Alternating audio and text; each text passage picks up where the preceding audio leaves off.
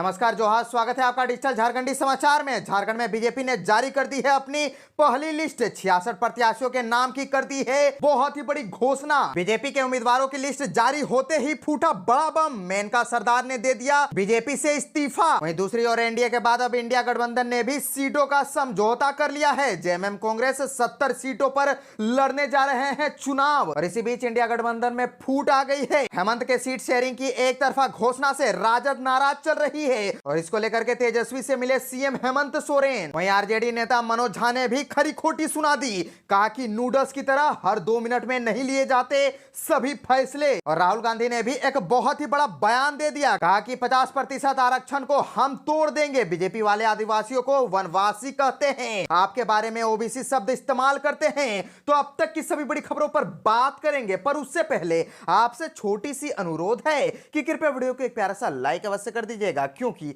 आपका एक लाइक करना ही हमारा मेहनत का फल होता है। तो शुरुआत करते हैं आज की पहली और बड़ी खबर से। इस वक्त की बड़ी खबर झारखंड से आ रही है, जहां झारखंड में बीजेपी ने जारी कर दी है अपनी पहली लिस्ट।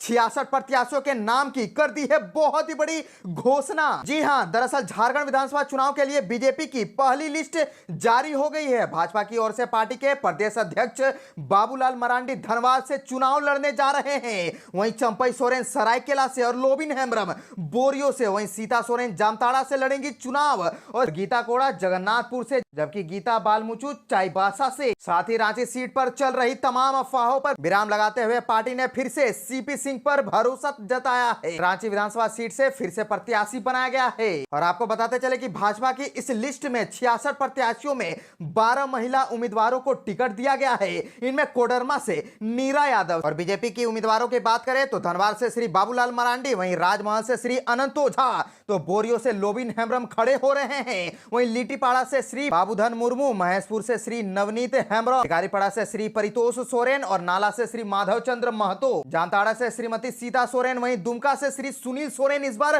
खड़े हो रहे हैं। जबकि जामा से श्री सुरेश मुर्मू, जरमुंडी से श्री देवेंद्र कुंवर, मधुपुर से श्री गंगा नारायण सिंह खड़े हो रहे हैं और सारठ से श्री रणधीर कुमार सिंह, वहीं देवघर से श्री नारायण दास और पोड़ैया हाट से श्री देवेंद्र नाथ सिंह और गोड्डा से श्री अमित कुमार मंडल, महागामा से श्री अशोक कुमार भगत, कोडरमा से श्री नीरा यादव, बरकट्टा से अमित कुमार यादव, बरही से मनोज कुमार यादव, बरगा गांव से श्री रोशन लाल चौधरी और हजारीबाग से श्री प्रदीप प्रसाद, वहीं सिमरिया से श्री उज्जवल दास खड़े हो रहे हैं। और बागोदर से श्री नागेंद्र महतो, जमुआ से डॉक्टर मंजू देवी, गांडे से श्रीमती मुनिया देवी और गिरिडीह से निर्भय कुमार शाहबादी और बरमो से श्री रविंद्र पांडे समेत कुल 66 उम्मीदवार के नाम घोषित कर दिए गए हैं।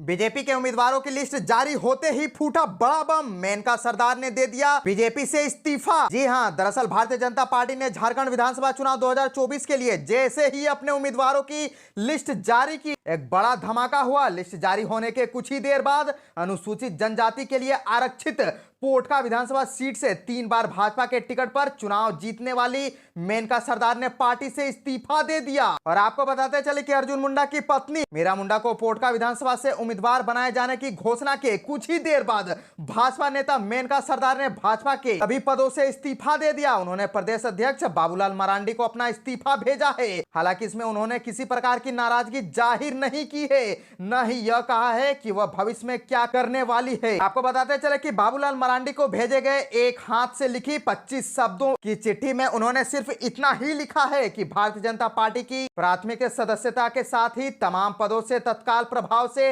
इस्तीफा देती हूं, कृपया स्वीकार करने का कष्ट करेंगे। और मेनका सरदार ने भले भाजपा प्रदेश अध्यक्ष को चिट्ठी की किसी प्रकार की नाराजगी ना जिक्र की हो, लेकिन उन्होंने अपने फेसबुक पर लिखा कि जल्द भविष्य की राजनीति के बारे में अपने फैसले का साझा करूंगी। जोहार, नमस्कार, जय भूमि, जय झारखंड।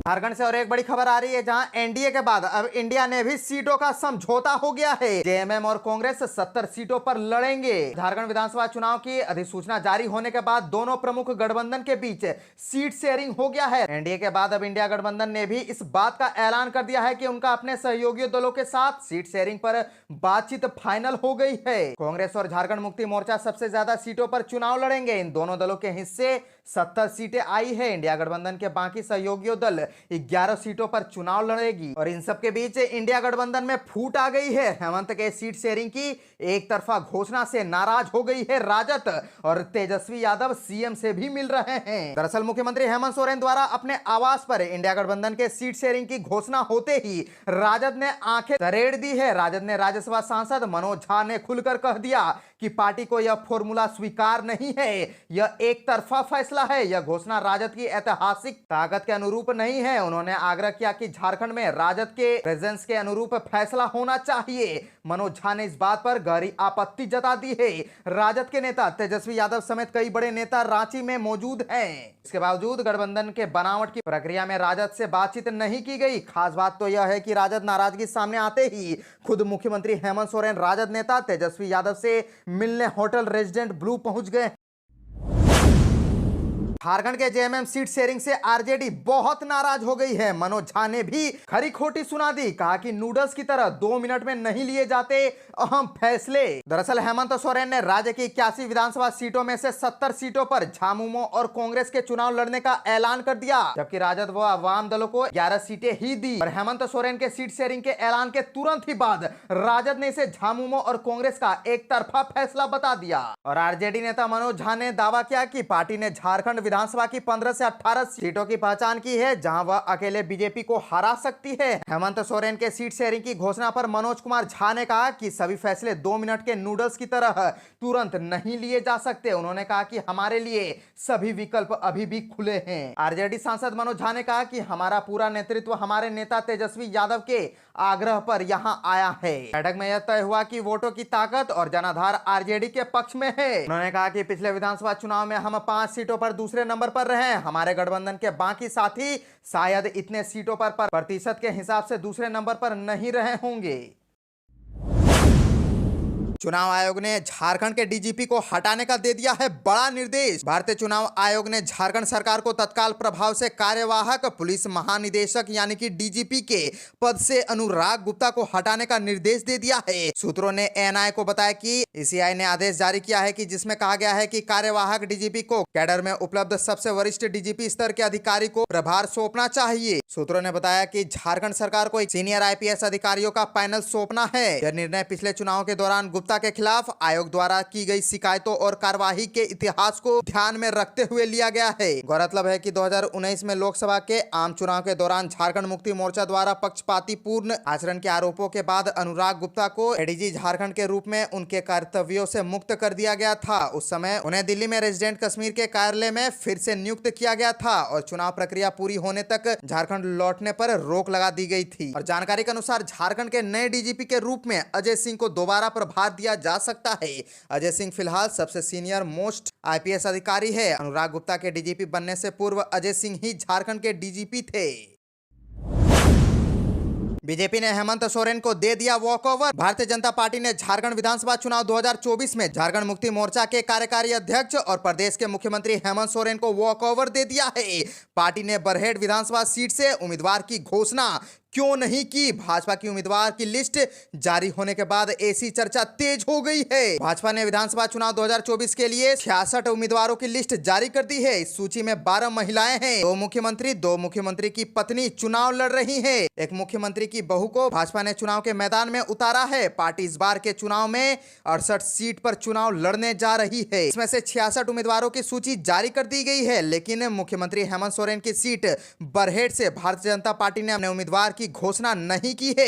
हेमंत सोरेन पिछली बार 2 विधानसभा सीटें बरहेट और दुमका से चुनाव लड़ा था। दोनों ही सीट पर जीत दर्ज की थी। बाद में हेमंत सोरेन ने दुमका सीट से इस्तीफा दे दिया था। हेमंत सोरेन के इस्तीफा देने के बाद अनुसूचित जनजाति के लिए रक्षित दुमका विधानसभा सीट पर उनके छोटे भाई बसंत सोरेन चुनाव लड़े। हेमंत सोरेन ने रघुवर दास की सरकार में मंत्री डॉक्टर लुइस मरांडी को पराजित किया था। उपचुनाव में बसंत सोरेन के खिलाफ भाजपा ने डॉक्टर लुइस मरांडी को ही मैदान में उतारा। एक बार फिर उनको हार का सामना करना पड़ा।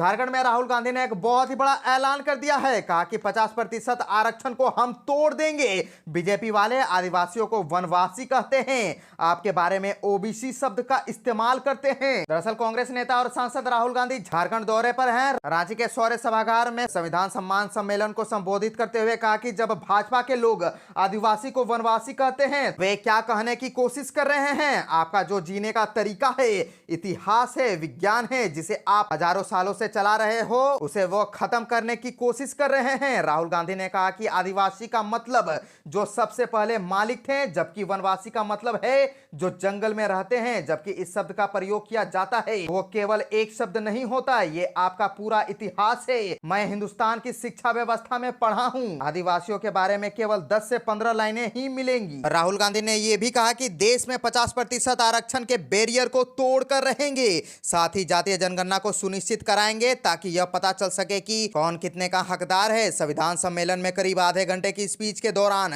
राहुल गांधी ने संविधान की प्रति दिखाते हुए कहा कि इसको खोखला किया जा रहा है। उन्होंने कहा कि इसको लागू तो 1950 में किया गया, लेकिन यह समझना जरूरी है कि इसको लागू करने के पीछे सोच हजारों साल पुरानी है। तो अब बात कर लेते हैं झारखंड के मौसम की। तो झारखंड में गुलाबी ठंड ने दे दी है दस्तक। रांची गिरिडीह में छाया रहा कोहरा और चाईबासा में भी हल्की बारिश। झारखंड में 6 जिलों में बारिश की संभावना और आकाशीय बिजली को लेकर के मौसम विभाग ने अलर्ट दे दिया है और अगले 2 दिनों में गिरेगा तापमान। दरअसल झारखंड में बंगाल की खाड़ी में आए साइक्लोनिक सर्कुलेशन का असर देखने को मिल रहा है।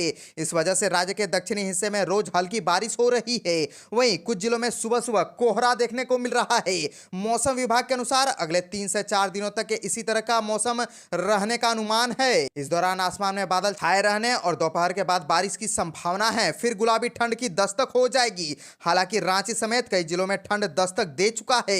पिछले 2 दिनों से इन जिलों में सुबह में घना कोहरा देखने को भी मिल रहा है और दुमका जिले में सुबह से कोहरा देखने को मिल रहा है।